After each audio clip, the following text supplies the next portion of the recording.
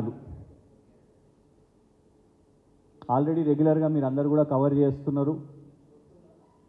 ఎట్లా సీజ్ అయిన పోలీస్ స్టేషన్ల నుంచి ఇసుక లారీలు పోలీస్ స్టేషన్ నుంచి మాయమవుతాయి. బియ్యం మరి రైతులది కొనుగోలు చేయకుండా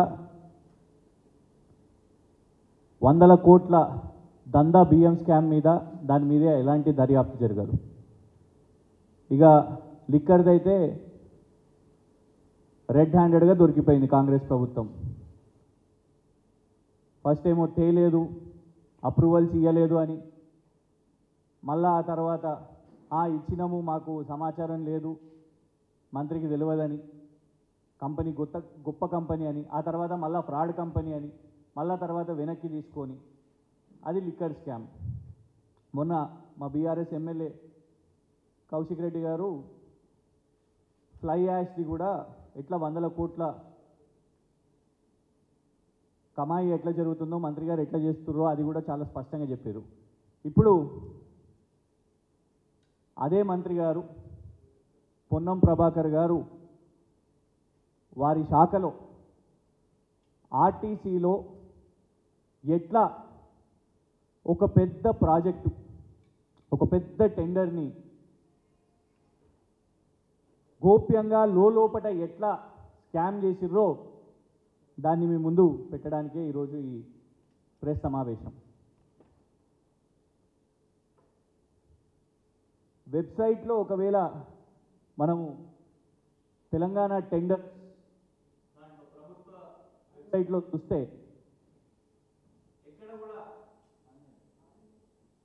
1 జనవరి నుంచి ఇప్పటి వరకు మీకు టెండర్ కనబడదు. చేసి చూస్తే ఓకే, అది ఓపెన్ చేసి చూస్తే మీకు ఎక్కడ కూడా ఈ పెద్ద కాంట్రాక్ట్ గురించి అక్కడ కనబడదు. 11 జనవరి 2024న ఆటోమేటిక్ ఫేర్ కలెక్షన్ సిస్టమ్, ఈ డిజిటల్ టికెటింగ్ కోసం ITIMs intelligent ticket issue machines అని 13,200 మెషిన్ల కోసం గతంలో మరి కేసీఆర్ గారి ప్రభుత్వంలో కూడా ఈ టికెటింగ్ చేయాలి, డిజిటల్ టికెటింగ్ చేయాలి, UPI ద్వారా మరి ఆర్టీసీ బస్సులు ఉపయోగించుకునే అందరికి కూడా ఒకటే మొబిలిటీ కార్డు ఉండాలి, అందరు కూడా మొబైల్ ఫోన్స్ ద్వారా ఈరోజు ఆన్లైన్ ఎట్లా చేసుకుంటున్నారో అట్లా UPI ద్వారా కూడా చేసుకునే ఒక వెసులుబాటు కల్పించాలని ఈ సిస్టమ్ని తెచ్చే ప్రయత్నం చేశారు. 2023లో టెండర్ మరి 1 ఫిబ్రవరిన ఆ టెండరు 2023ని ఎందుకు రద్దు చేసింది ఈ కొత్త ప్రభుత్వం అనేది చెప్పాల్సిన అవసరం ఉన్నది. 11 జనవరి 2024న మీకు వెబ్సైట్లో ఎక్కడ కూడా ఆన్లైన్లో కనిపించదు. ఆఫ్లైన్ టెండర్ తీసుకొని వస్తారు. ఆఫ్లైన్ టెండర్ తెచ్చిన తర్వాత ఆ టెండర్కి యొక్క సబ్మిషన్ కూడా నేరుగా బస్ భవన్లో జరగాలి, ఫిజికల్గా సంస్థలు వచ్చి అక్కడ సబ్మిషన్ చేయాలి అని వాళ్ళు పెట్టిన కండిషన్. మరి ఎన్ని సంస్థలు వచ్చినాయి, ఎంత కోట్ చేసిండ్రు, ఎవరు హై కోట్ చేసిర్రు, ఎవరు లో కోట్ చేసిర్రు, ఎక్కడ కూడా దాని గురించి కనబడతలేదు. ఆ తర్వాత కరెక్ట్ 1 నెల తర్వాత మరి ఏ కంపెనీకి లాభం చేయడానికో 14 అమెండ్మెంట్లు తీసుకొని వచ్చారు. 14 అమెండ్మెంట్లు దాని ఎక్స్పీరియన్స్కి సంబంధించి, దాని క్రైటీరియాలకు సంబంధించి అమెండ్మెంట్ నంబర్ 1, నంబర్ 2, నంబర్ 3 ఇట్లా ఫైనాన్షియల్ బిడ్ ఫార్మాట్స్ ఇవన్నీ అమెండ్మెంట్లు తీసుకొని వచ్చారు. ఈ అమెండ్మెంట్స్ తెచ్చిన తర్వాత మళ్ళా దాని డేటు మార్చి ఆ తర్వాత గుట్టు చప్పున చలో మొబిలిటీ అనే సంస్థకు ఈ 13,200 ITIMs intelligent ticket issue machines, దీని మోతాదు ఏంటంటే వీళ్ళిచ్చిన ఈ డాక్యుమెంట్లోనే ఆ టెండరు ఏదైతే గోప్యంగా ఉంచిందో అందులో సుమారు 30 లక్షల ట్రాన్సాక్షన్స్ ప్రతిరోజు 30 లక్షల ట్రాన్సాక్షన్స్ ప్రతిరోజు అంటే టికెట్లు రాష్ట్ర వ్యాప్తంగా టికెట్లు జరిగితే ఒక్కొక్క టికెట్కి కమిషన్ ఆ కంపెనీకి వెళ్తుంది. ఇక్కడ ప్రయాణికుడు ఒక టికెట్ చేసుకుంటే ఆ టికెట్కి కమిషన్ ఈ పలానా కంపెనీకి వస్తుంది. ఉదాహరణకు ఇది ఎవరిదో కాదు, ఆర్టీసీ సంస్థ యొక్క స్టేట్మెంటు, ఇటీవల ఇచ్చిన స్టేట్మెంటు. ఒక్క రోజులో 52 లక్షల ప్రయాణికులు ఆర్టీసీని ఉపయోగించుకున్నారు అని. అంటే యావరేజ్ మీరు 30 లక్షలు, ఇది 50 లక్షలు. ఆలోచించండి, 50 లక్షలు ఇంటూ 365 రోజులు. అండ్ ఈ టెండర్ యొక్క ఈ కాంట్రాక్ట్ యొక్క మొత్తం టర్మ్ పీరియడ్ 5 సంవత్సరాలు. అంటే 50 లక్షలు ఇంటూ 365 రోజులు ఇంటూ 5 సంవత్సరాలు. ఎంత మోతాదు, ఎన్ని కోట్ల రూపాయలు ఉందో తెలంగాణ ప్రజలే ఆలోచించాల్సిన అవసరం ఉన్నది. ఇంతటి యొక్క కాంట్రాక్టును ఎందుకు ఇట్లా గోప్యంగా పొన్నం ప్రభాకర్ గారు వారి యొక్క సంస్థ ఎందుకు ఇంత గోప్యంగా ఉంచింది? ఇవాళ మేము పెడుతున్న ఈ డాక్యుమెంట్స్ తప్పైతే ఆర్టీసీ వాళ్ళు సమాధానం చెప్పాలి. ఈ యొక్క కాంట్రాక్ట్ గురించి బయట పెట్టాలి. ఎన్ని కంపెనీలు ఇందులో కోట్ చేసినాయి, ఏ ఒక్క కంపెనీ ఎంత కోట్ చేసింది, ఏది హై కోట్ చేసింది, ఏది లో కోట్ చేసింది, ఈ చెలో మొబిలిటీ ఎంత కోట్ చేసింది, వీళ్లకు రావడానికి కారణం ఏంది, వీళ్లకు ఈ ప్రతి ఒక్క ట్రాన్సాక్షన్కి ఎన్ని రూపాయలు అందుతున్నాయి, ఎంత వస్తుంది, ఈ 13,200 మళ్ళా కొనుగోలు చేయడానికి ఒక ఖర్చు, ఇగో 13,000. ఇది ప్రధాన ఇంగ్లీష్ పత్రికలో రాసిన ఆర్టికల్, వాళ్ళు ఇచ్చిన స్టేట్మెంట్సే. రాష్ట్ర వ్యాప్తంగా 13,000 మెషిన్స్ కావాలని. సో ఈ 13,200 మెషిన్స్ రాష్ట్ర వ్యాప్తంగా ఇవన్నీ మరి కొనుగోలు చేసి ఈ యొక్క కాంట్రాక్ట్ ఇచ్చి దీంట్లో ప్రతి టికెట్ రాష్ట్ర ప్రజలు, ఎందుకంటే రాష్ట్ర ప్రజలకు తెలియాల్సిన అవసరం ఉన్నది, ప్రతి ఒక్క టికెట్ వాళ్ళు కొనుగోలు చేస్తుంటే దాంట్లో ఆ టికెట్లో ఒక కమిషన్ ఈ కంపెనీకి వెళ్తుంది. మరి ఇందులో మంత్రి గారి కమిషన్ ఎంత, పొన్నం ప్రభాకర్ గారికి వస్తున్న కమిషన్ ఎంత? దానికోసమైనా ఈరోజు దాచిపెట్టిర్రు. పబ్లిక్ డొమైన్లో పెట్టలేదు, వెబ్సైట్లో పెట్టలేదు. టెండర్స్ telangaana.gov.in మీకు ఎక్కడ కూడా ఇది కనిపిస్తలేదు, రిఫ్లెక్ట్ అవుతలేదు. దీన్ని ఎందుకు మీరు ఫిజికల్ బిడ్గా మీ ఆఫీస్కి పిలిపించుకున్నారు? దీన్ని ఎందుకు ఆన్లైన్ పెట్టలేదు? దీనికోసం ఎందుకు అమెండ్మెంట్స్ చేసిర్రు? ఎందుకు ఇంత గోప్యంగా ఉంచిండ్రు? ఎవరికి లాభం చెందడానికి? కంపెనీకా లేకుంటే మంత్రి గారి కమిషన్ కోసమా? ఇవి ప్రశ్నిస్తుంటే ఇక దీనికి సమాధానం చెప్పకుండా ఏమన్నా అంటే కేసులు వేస్తామని బెదిరిస్తారు. మొన్న ఇటీవల న్యూస్ పేపర్స్ ప్రధాన పత్రికల్లో ఆర్టీసీ యొక్క టికెట్ గురించి వస్తే దీని గురించి మీరు ఎవరన్నా రాస్తే సోషల్ మీడియాలో పెడితే కేసులు వేస్తామని. మరి ఇది కాంగ్రెస్ ప్రభుత్వమా, కేసుల ప్రభుత్వమా?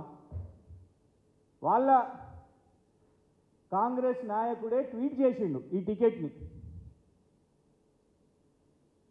ఇది ఆర్టీసీ సంస్థ కింద ఉన్న ట్వీట్. ఇది కాంగ్రెస్ నాయకుడే అడిగిండు, నల్గొండ నుంచి హైదరాబాదుకు ఒకటే ఒక టోల్ గేట్ వచ్చింది, మరి దానికోసం 10 రూపాయల టికెట్ ఎందుకు? 2 టికెట్లు పెట్టిండు ఆయన. కేవలం నెల తేడాలోనే 10 రూపాయలు ఎందుకు పెరిగింది? ఇటు సైడ్ టికెట్ 170 రూపాయలు అయితే ఇటు సైడ్ టికెట్ 180 రూపాయలు. ఇది పెట్టింది మేం కాదు. ఆయన ఫోటో ఓపెన్ చేస్తే ఇగోండి, ఇది ఆయన ఫోటో, పెట్టిన వ్యక్తి ఫోటో.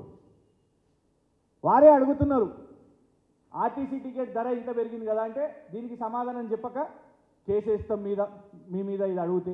ఆర్టీసీ లోగో గురించి కేసేస్తాం అంటారు, ఇంకేదన్నా అంటే కేసు అంటారు. సమాధానం చెప్పండి. మీరు కేసు అంటే అనుమానం వస్తుంది, అందులో లోపటేదో ఉన్నది కావచ్చు అని, గోప్యంగా ఎందుకు ఉంచుతున్నారు అని వివరణ ఇవ్వండి. ఈ యొక్క కాంట్రాక్టుకి సంబంధించి ఎన్ని సంస్థలు వచ్చినాయి, ఎన్ని కోట్ల రూపాయల మొత్తం వ్యాపారం ఇది, ఎందుకంటే ఇంట్లో 30 లక్షలని ఇస్తారు, ఇక్కడనేమో ప్రతిరోజు 50 లక్షలని వస్తుంది స్టేట్మెంటు ప్రయాణికులు. ఎందుకంటే ఇప్పుడు 30 లక్షలు అన్నా కూడా ఒక యావరేజ్ అయితే రేపు 40 లక్షలు కావచ్చు, ఒక రోజు పండుగ రోజు ఇంకెక్కువ కావచ్చు. ప్రతి ఒక్క టికెట్ పేరు మీద అక్కడ మరి కమిషన్ వస్తున్నప్పుడు మంత్రి గారికి ఎంత ముడుతుందో అందుకే ఇంత గోప్యంగా ఉంచిర్రా. గతంలో కేసీఆర్ గారి ప్రభుత్వంలో అందుకే కదా టీఎస్ ఐపాస్ అయినా టీఎస్ బీపాస్ అయినా ఈ ప్రొక్యూర్మెంట్ అయినా టీఎస్ అయినా కూడా నేరుగా ఎలాంటి హ్యూమన్ ఇంటర్ఫేస్ లేకుండా టెండర్ల ప్రక్రియలు జరిగినాయి, ఓపెన్గా జరిగినాయి. అలాంటిది మరి వాళ్ళు ఎందుకు దీన్ని గోప్యంగా ఉంచుతున్నారు? పొన్నం ప్రభాకర్ గారు సమాధానం చెప్పాల్సిన అవసరం ఉంది. సోమ్ డిస్టిలరీస్ని అట్లనే గోప్యంగా ఉంచారు.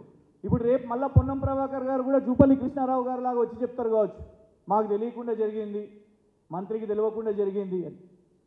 ఇంత ప్రెస్టీజియస్ కాంట్రాక్ట్ రాష్ట్రంలో మనం ఒక టికెటింగ్ సిస్టమ్, కొత్త డిజిటల్ సిస్టమ్ తెస్తున్నాం. ఆ సిస్టమ్ నిజంగా కూడా మంచి సిస్టమ్ అది. దాన్ని గతంలో కేటీఆర్ గారు మంత్రిగా ఉన్నప్పుడు దాని మీద సమావేశాలు జరిపి అవన్నీ కూడా జరగాలి, ఇవి రావాలి అని పైలట్ ప్రాజెక్ట్ కూడా చేసినాం. కానీ దాన్ని రద్దు చేసి అమెండ్మెంట్స్ 14 అమెండ్మెంట్స్ తెచ్చి అవన్నీ మార్పులు చేసి ఇవాళ మరి వాళ్లకు నచ్చిన కంపెనీలకు, మహారాష్ట్రకు చెందిన నచ్చిన కంపెనీలకు కట్టబెట్టాలని దీని వెనుక ఒత్తిడి ఏంది, ఎవరికి లాభం అవుతుందో దీని మీద వివరణ కావాలి. ఈ మొత్తం కాంట్రాక్టుకు సంబంధించి ఎన్ని లావాదేవీలు జరిగినాయి, అసలు ఈ కాంట్రాక్ట్ డీటెయిల్స్ ఏంది, ఎన్ని కంపెనీలు పోటీ పడ్డాయి, దానికి మొత్తం కూడా స్పందన చెప్పాల్సిన అవసరం మరి మంత్రిగా పొన్నం ప్రభాకర్ గారిది. ఆల్రెడీ వారి మీద ఆరోపణలు వస్తున్నాయి. ఇప్పటి వరకు కూడా మీరు చూడండి, ఇవి ప్రశ్నలు అడుగుతుంటే గ్యారంటీస్ అంటే కేసీఆర్ గారి మీద ఫోన్ ట్యాపింగ్ అంటారు. మళ్ళా గ్యారంటీస్ ఏమైనాయ్యా, 2500 రూపాయలు మహిళలకు ఏమైంది అనగానే మేడిగడ్డ అంటారు. రైతు బంధు, రైతు భరోసా ఏమైంది, రుణమాఫీ ఏమైంది అని అంటే కేసీఆర్ గారు విద్యుత్తు అని అంటారు. ఇట్లా డైవర్ట్ చేస్తున్నారు. మరి పోనీ మీ లిక్కర్ దాంట్లో, మీరు చేసిన నకిలీ బీర్ దాంట్లో విచారణ చేపడతారా అంటే లేదు. ఇసుక దందా అవుతుంది, ఇసుక వాహనాలు, లారీలు సీజ్ అయినవి కూడా మాయమవుతున్నాయి పోలీస్ స్టేషన్ల నుంచి అంటే దాని గురించి విచారణ ఉండదు. బియ్యం విషయం మీద వాటి మీద విచారణ ఉండదు. ఇప్పుడు దీని మీదన్నా విచారణ ఉంటుందా? ఇది ఆల్రెడీ ఇన్ ఇంప్లిమెంటేషన్. ఈ కాంట్రాక్టు ముడుపులు అందినాయని చాలా స్పష్టంగా అర్థమవుతున్నది. దీని వెనుక ఎవరున్నారో విచారణ చేపట్టాల్సిన అవసరం ఉన్నది. మరి ముఖ్యమంత్రి గారు దీని గురించి పట్టించుకుంటారా? పొన్నం ప్రభాకర్ గారు వచ్చి సమాధానం చెప్తారా? డెఫినెట్గా ఈ కాంట్రాక్ట్ విషయం మీద ఖచ్చితంగా మేము కూడా గౌరవ కోర్టుని అప్రోచ్ అయ్యి దీని మీద న్యాయ విచారణ చేస్తాం. ప్రతిసారి వాళ్ళే కేసులు అని బెదిరిస్తున్నారు కాబట్టి మేము ఎత్తుతే చాలు కేసేస్తామని అంటున్నారు కదా. ఈసారి మేమే కోర్టును అప్రోచ్ అవుతాం. ఎట్లా ఈ కాంట్రాక్టులు వేసేర్రు, ఈ డీటెయిల్స్ గౌరవ కోర్టు ముందైనా పెట్టాల్సిన అవసరం ఉన్నది. ప్రజల ముందు పెడతలేదు కాంగ్రెస్ ప్రభుత్వం, డీటెయిల్స్ ఇస్తలేదు కాంగ్రెస్ ప్రభుత్వం. వాళ్ళను మరి గతంలో మేధావులు చాలామంది కూడా అడిగిర్రు. ఇవాళ చూడండి, ఇవన్నీ ఎందుకు మేధావులు మాట్లాడాల్సిన అవసరం ఉన్నది, ఇవన్నీ ఎందుకు పబ్లిక్ డొమైన్లో వస్తలేవు, ఎందుకేమన్నా అంటే కేసు అని అంటున్నారు. దీని మీద పూర్తిగా కూడా ఈ కాంట్రాక్ట్ డీటెయిల్స్ మరి పొన్నం ప్రభాకర్ గారు, వారి డిపార్ట్మెంటు, ప్రభుత్వం బయట పెట్టే విధంగా గౌరవ కోర్టుని కూడా మేము ఆశ్రయించి ఈ కాంట్రాక్ట్ విషయమై డెఫినెట్గా అపీల్ చేయనున్నాం. Thank you.